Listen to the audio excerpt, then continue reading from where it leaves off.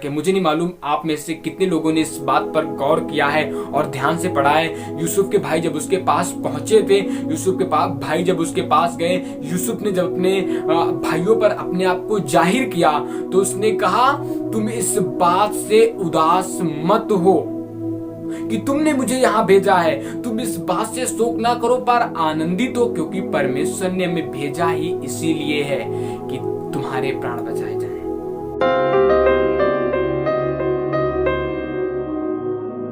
Praise the Lord. स्वागत है हमारे एक और एपिसोड बचाओ में। जी हाँ, बहुत जरूरी बात होती है बचाओ। जब हमारे सामने मुश्किलें होती हैं, जब कोई ऐसी बात होती है जो बहुत ही तबाही का कारण हो या जिसकी वजह से हमें हानि पहुंचने वाली हो, तो हम उससे बचने के उपाय ढूंढते हैं, उससे कुछ सोचते हैं कि कुछ हो सके। अगर हो सकता है तो हम उसका सामना करते हैं, लेकिन अगर आपको मालूम हो कि उसका सामना हम नहीं कर सकते तो हम फिर पूरी तरह से कोशिश करते हैं कि कैसे उससे बचा जा सके।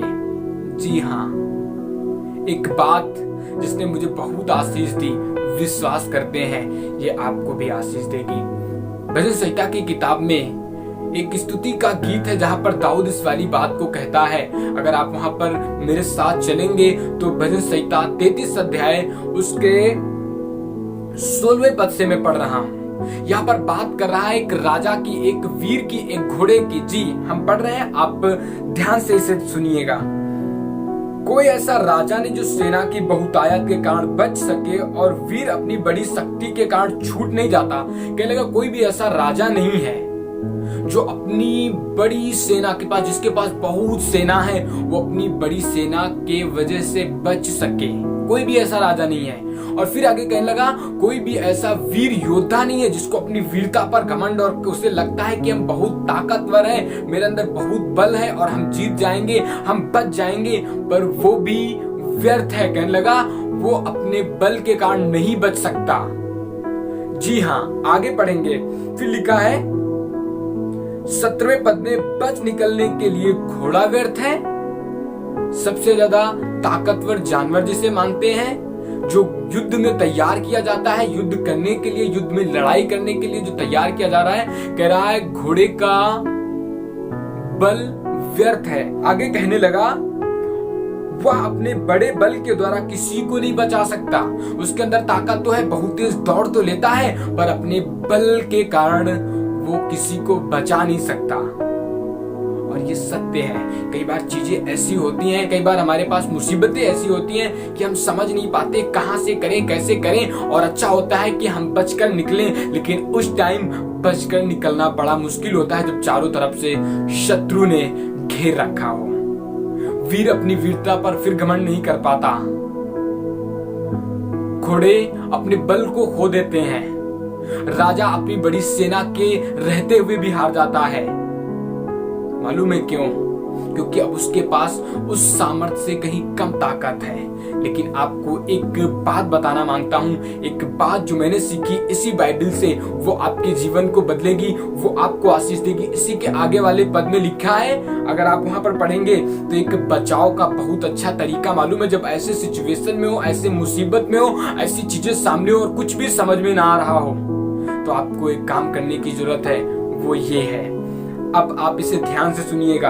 18वें पद को पढ़ने जा रहा हूं। देखो यहोवा की दृष्टि उसके डरवैयों पर और उन पर जो उसकी करुणा की आशा रखते हैं बनी रहती है। कहने लगा देखो यहोवा की दृष्टि उसके डरवैयों पर, जो उसका भय मानते हैं, जो उसके बातों को जानते हैं, जो उसकी बातों को मानकर आगे बढ़ते हैं, उन पर, जो यहोवा का भय मानते हैं, उन पर परमेश्वर की दृष्टि बनी रहती है। वो उन्हें निहारता रहता है, वो उन्हें देखा करता है।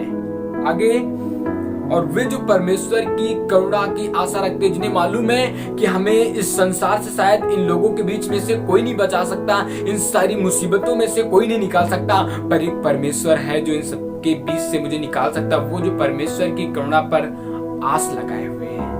कहने लगा उसके बारे में कहने लगा, और उन पर जो उसकी करुणा की आशा रखते हैं उन पर बनी रहती है कि वह उनके प्राणों को मृत्यु से बचाए और अकाल के समय उनको जीवित रखे।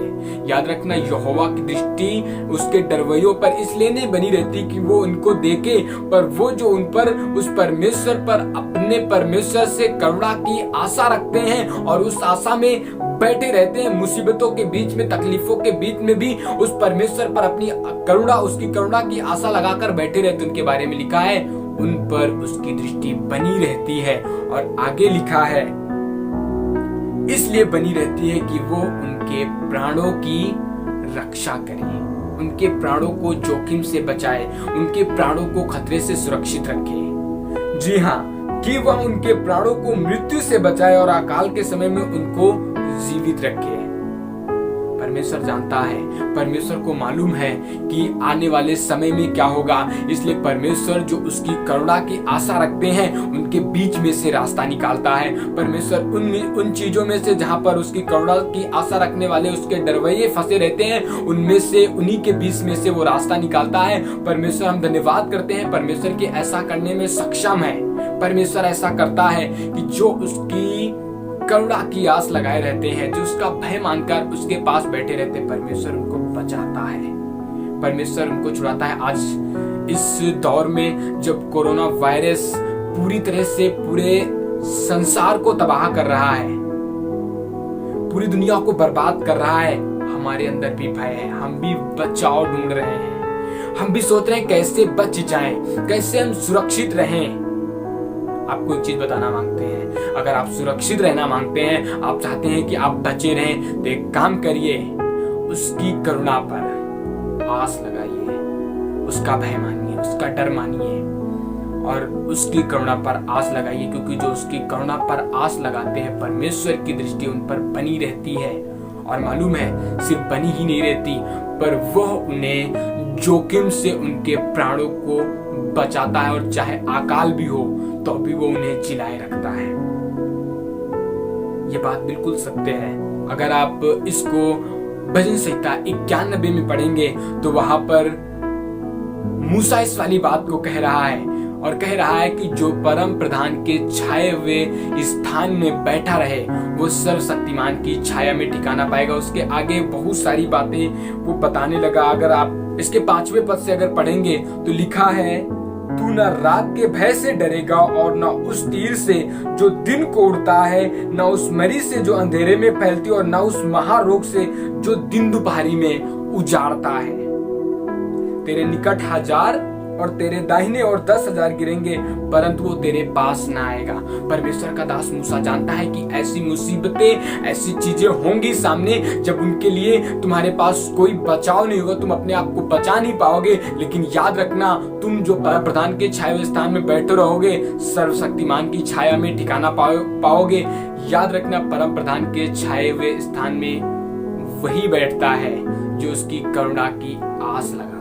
अगर आपको परमेश्वर की करुणा की आस नहीं है तो आप उसके भवन में, उसके नजदीक, उसके छाए हुए स्थान में बैठना पसंद नहीं करेंगे। लेकिन अगर आप उसकी करुणा की आस लगाए हुए हैं कि हाँ ये कर सकता है, तो आप उसके छाए हुए स्थान में बैठे रहेंगे। और बाइबल बताती है, जो उसकी करुणा की आस लगाए रहते, परमेश्वर की दृष्टि उन पर बनी रहती है। तेरे निकट 1000 गिर जाएंगे, तेरे दाहिने और 10,000 गिर जाएंगे, परंतु तेरे पास ना आएगा। कैसी भी मुसीबत हो, कैसी भी दिक्कत हो, आपका परमेश्वर जानता है। आपके जीवन में आने वाली हर एक तकलीफ से पहले, हर एक मुसीबत से पहले, हर एक जोखिम से पहले परमेश्वर जानता है कि आपको कैसे बचाना है। लेकिन तब जब आप उसकी करुणा पर आस लगाकर बैठे रहेंगे, वो आपको बचाएगा। बाइबल में एक कहानी है, एक परिवार है, एक फैमिली है जो बहुत आशीष देती है मुझे, और इस बीच मैंने उसे पढ़ा, मैंने उससे आशीष पाई।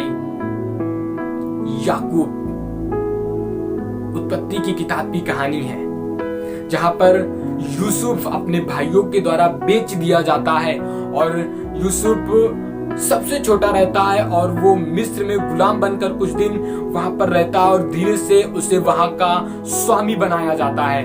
वहां की मलकियत उसके हाथों में दी जाती है, और मालूम है किस कारण से दी जाती है?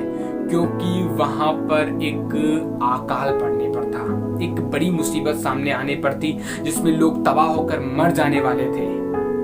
परमेश्वर ने यूसुफ को फिरौन में भेज दिया ताकि वो अपने लोगों की सहायता कर सके। मुझे नहीं मालूम आप में से कितने लोगों ने इस बात पर गौर किया है और ध्यान से पढ़ा है। यूसुफ के भाई जब उसके पास पहुंचे थे, यूसुफ के भाई जब उसके पास गए, यूसुफ ने जब अपने भाइयों पर अपने आप को जाहिर किया तो उसने कहा, तुम इस बात से उदास मत हो कि तुमने मुझे यहाँ भेजा है, तुम इस बात से शोक ना करो पर आनंदित हो, क्योंकि परमेश्वर ने हमें भेजा ही इसीलिए है कि तुम्हारे प्राण बचाए जाएं।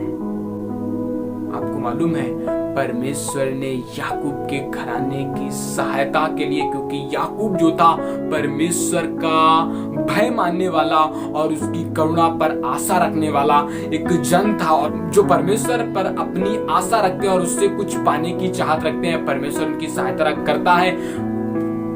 परमेश्वर को मालूम था इस अकाल में मेरा एक जन याकूब इस मुसीबत में आएगा, इसलिए उसने यूसुफ को वहां से पहले ही उनकी सुरक्षा के लिए वहां पर भेज दिया था। और मालूम है 7 साल तक, 2 साल तक तो नहीं आए पर 5 साल तक पूरा यूसुफ उन्हें खिलाता रहा।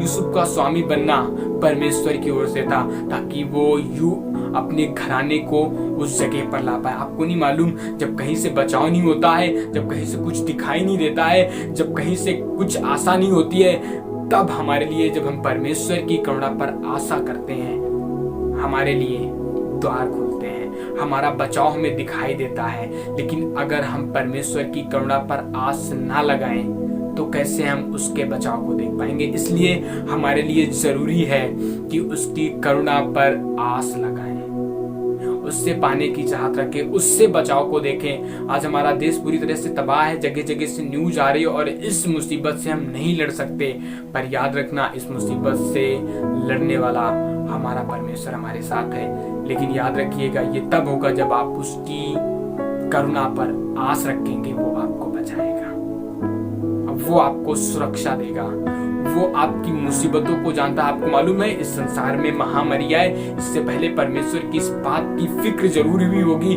कि मेरे लोग भी इस संसार में हैं, उन्हें कैसे बचाना है। उन्हें बचाने का आइडिया परमेश्वर के पास है। मुझे नहीं मालूम, आपको भी शायद नहीं मालूम, पर परमेश्वर को अपने लोगों को कैसे बचाना है उसे मालूम है। और परमेश्वर ने इस महामारी को भेजे यहाँ पर, उससे पहले उसने ये योजना कर ली होगी, ये कल्पना कर ली होगी, उसने ये सोच लिया होगा कि मेरे लोग कैसे बचाए जाएंगे। इसलिए आप उसकी करुणा पर आस लगाकर बैठे रहिए। इस बड़ी मुसीबत से हम नहीं लड़ सकते, आप नहीं लड़ सकते, पर आपका परमेश्वर, हमारा परमेश्वर इस मुसीबत से लड़ भी सकता है और छुड़ा भी सकता है, बचा सकता है। इसलिए उस बचाव को देखने के लिए यहोवा पर भरोसा रखिए और उसकी करुणा पर आस लगाइए। प्रभु आपको आशीष दे। God bless you.